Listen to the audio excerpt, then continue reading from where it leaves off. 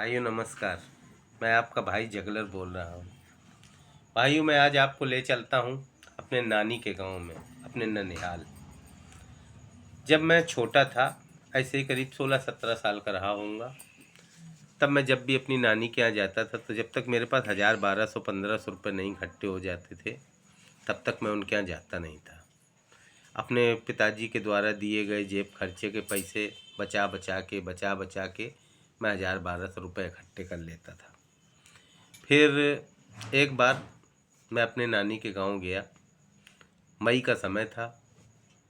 गांव में सब गल्ला वगैरह होने के बाद खुशी के रूप में लोग नौटंकी बुलाते हैं, तो वहाँ पे नौटंकी आई हुई थी।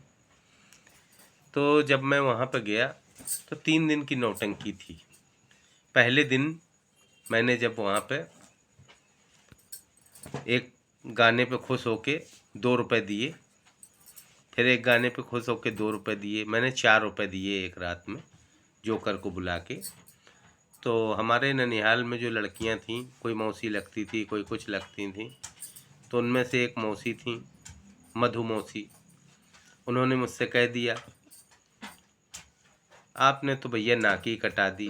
मौसी लगती थी लेकिन भैया कहती थी क्योंकि हमसे उम्र में छोटी थी। क्या आपने तो भैया नाक ही कटा दी कानपुर की, कि यहाँ पर सब कह रहे हैं कि कानपुर वाले ने तो सिर्फ 4 रुपये दिए। हमने कहा ठीक, अभी तो 2 दिन बाकी है ना। बोली हाँ। मैंने कहा ठीक। दूसरे दिन जब नौटंकी चालू हुई, वहाँ पे मैं पहुँचा करीब 500 रुपये लेके, और 100 रुपये तोड़ाता था, और हर बार जोकर को बुला के 5 रुपये देता था, ये गाना गाओ। जहाँ वो गाना ख़त्म नहीं हो पाता था फिर बुलाता था। रात भर में मैंने उस जोकर को 500 रुपये दे डाले। दूसरे दिन फिर मैंने 500 रुपये दे डाले। तो मेरा वहाँ पे नाम हो गया कि कोई जगलर दीक्षित आया है कानपुर से। मेरे नाना के पास एक बुढ़ा बैठा था। उसने कहा, अरे मुनीम,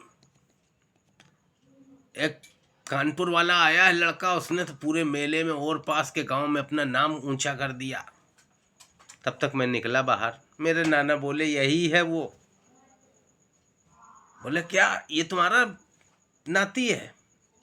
तो बोले हाँ यही है जो मेरी नाक कटवाए। बोला नाक नहीं कटवाए, और पास के जितने गांव हैं 12-15 गांव के लोग नौटंकी देखने आए, जहां देखो वहीं जगलर दीक्षित कानपुर वाले, जगलर दीक्षित कानपुर वाले के नाम से मशहूर हो गया है आपका ये नाती।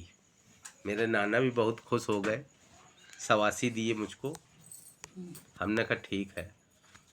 और सुनिए, जब मेले में लास्ट नौटंकी का दिन था तो वहाँ पे मैंने मालूम है क्या किया, वहाँ पे मैंने डांस भी पेश किया।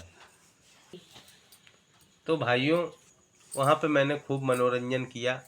जब जब नानी के यहाँ जाता था, वहाँ पे जो गांव के लड़के थे वो सब मुझको मानते थे। सभी लड़कों को मैं अपना जिम सिखाया करता था। वहाँ पे कोई साधन तो था नहीं हरसिंहपुर गांव में, तो वहाँ ईंटें लगा के सपाट मारना बच्चों को सिखाता था। जो मेरे साथ के लड़के थे सब मुझको गोद में उठा लेते थे। काली नदी थी, नदी में मुझको कंधे पे बैठाल के पार करवाते थे। वो मेरा ज़माना था। मैं जब जाता था तो सबसे पूछता था, आप क्या बीड़ी पीते हैं, सिगरेट पीते हैं, मसाला खाते हैं, कपूरी खाते हैं? मैं सबका ख्याल रखता था। इसीलिए मैं अपने घर से जब पैसा जोड़ लेता था तभी 1 साल में एक बार अपने नानी के यहाँ जाता था। मेरी नानी के यहाँ भी वो मंजर था कि कभी ज़िंदगी में डालडा का कोई काम नहीं हुआ उनके यहाँ।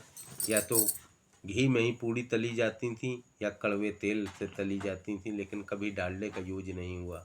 ये मैं उस ज़माने की बात कर रहा हूँ जब घी को चम्मच से नहीं डाला जाता था दाल में। परियां चलती थीं, छोटी परी बड़ी परी। एक ही बार में पता चला 100 ग्राम घी अरहर की दाल में जब पड़ जाता था तो मक्खी आती थी उड़ती हुई और अरहर की दाल में गिर जाती थी। ये उस जमाने की मैं बात कर रहा हूँ भाई लोग। अच्छा भाइयों, मैं फिर नई कहानी, नई कविता लेके आपके पास पेश होऊंगा।